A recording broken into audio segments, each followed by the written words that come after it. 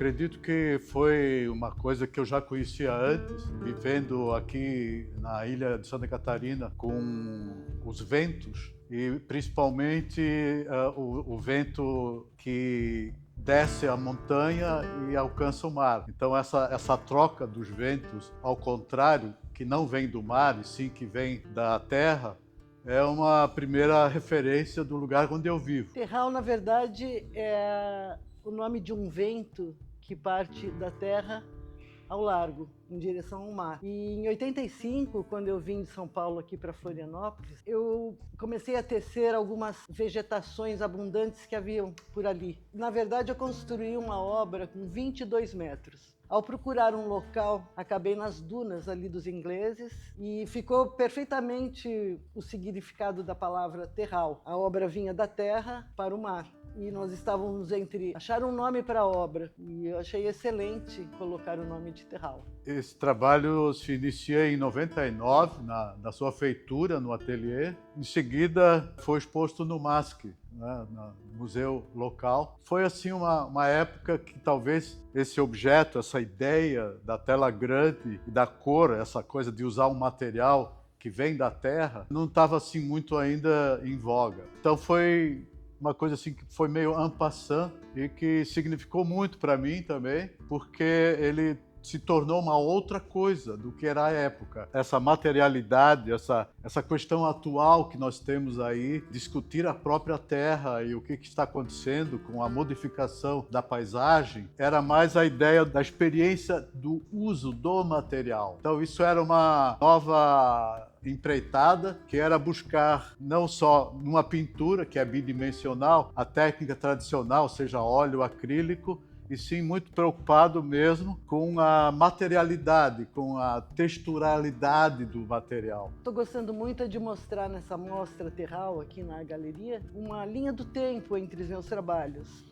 Isso é interessante porque nós temos uma releitura de um trabalho que eu apresentei em 89, porém feito em 2025, que é um trabalho feito com a vegetação da ilha. Apresento também uma edição em metal desse mesmo imaginário, que são as impenetráveis. As impenetráveis que se referem às penetráveis do Oiticica, de maneira a mostrar como era difícil a penetração de um ser humano e urbano dentro da mata. Devido à ilha de Santa Catarina, que era um estranhamento para mim, ser um lugar de uma vegetação muito particular no espaço do mar, como no espaço da terra. E por fim, uma edição de 2025, que é uma técnica nova, onde eu trabalho sacas de cimento tingidas com terra e com índigo, as anileiras, feitas também aqui na ilha, e construo paisagens, ou quase paisagens.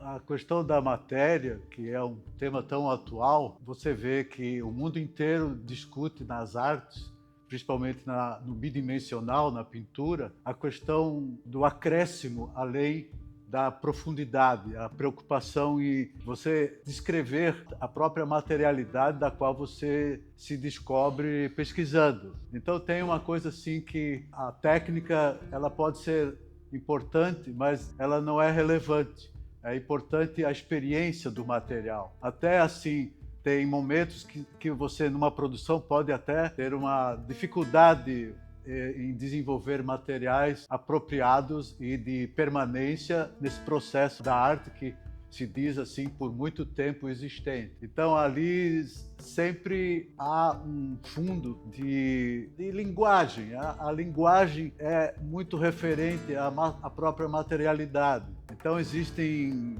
momentos que o acréscimo de outros materiais até parece às vezes que existe uma preocupação de uma certa desfeita plástica, mas não. Existe realmente a questão de você trazer à tona, digamos assim, ecologicamente falando, a busca daquilo que ficou para trás, a materialidade do ser humano no seu desgaste e nossa colocação na obra de arte é para fazer uma troca, um discurso sobre o que está sendo um material em excesso no mundo e o que pode ser uma linguagem.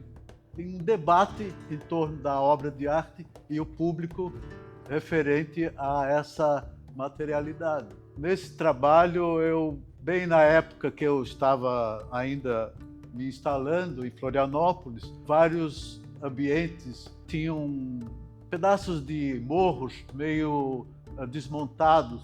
E eu fiquei muito curioso de entender o que em dias de chuva, aquela nata que desce de um morro, eu estava olhando para um pigmento que a natureza produziu. E foi o início de toda uma questão de trazer essa cor. E essa cor laranjada de terra é muito próprio da ilha, é muito presente em todos os cantos de norte a sul. Isso aqui é uma pedra do meu jardim particular e ela ia virar um muro, então ela não tinha sua enumeração como obra de arte. Então, à medida que as pessoas foram olhando para esse objeto, ela se tornou uma obra de arte. Então ela tem pedaços e ela foi desconstruída e reconstruída. Então foi uma enumeração quase que coletiva.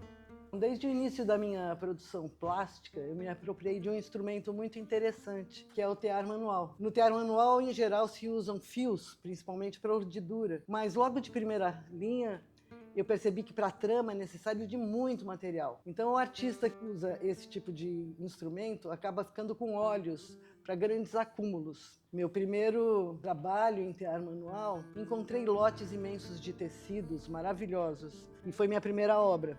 Painéis com tecidos vegetados. Demanda muito tecido. Então, esse aspecto que minha família chamou de lixeira, ele perdurou até hoje e persiste. Quando me mudo aqui para a ilha de Santa Catarina, eu fui morar no interior da ilha. E era anos 70. Era uma coisa assim, ainda bem selvagem. Então, aquela exuberância da vegetação me deixou de olhos abertos. E tem lá a barba de velho. É uma planta, na verdade, uma bromélia, que dá no mundo todo, somente em lugares de ar puro. E eu me apropriei dessas bromélias e, através delas, eu teci durante muitos anos com ela. Eu percebi que esses trabalhos não tinham a durabilidade necessária para serem guardados ou participarem de acervos. E numa pesquisa, de novo, numa fábrica de eletroerosão, indústria automobilística, eu encontrei dejetos de metais nobres que não eram reciclados pelo custo da reciclagem deles. E aí eu tenho materiais até hoje, imagina que isso aconteceu nos anos 80, até hoje ainda tenho guardado esse acervo de materiais e me utilizo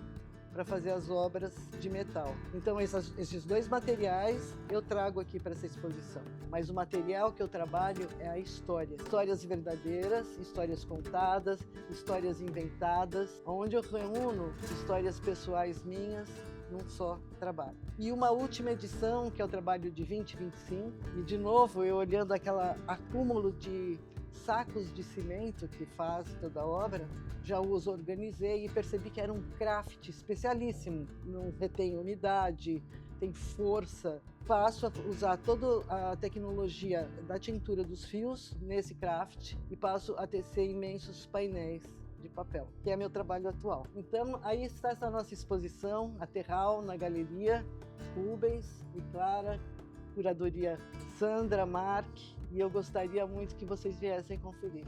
Ok, Rubens? Valeu, obrigado.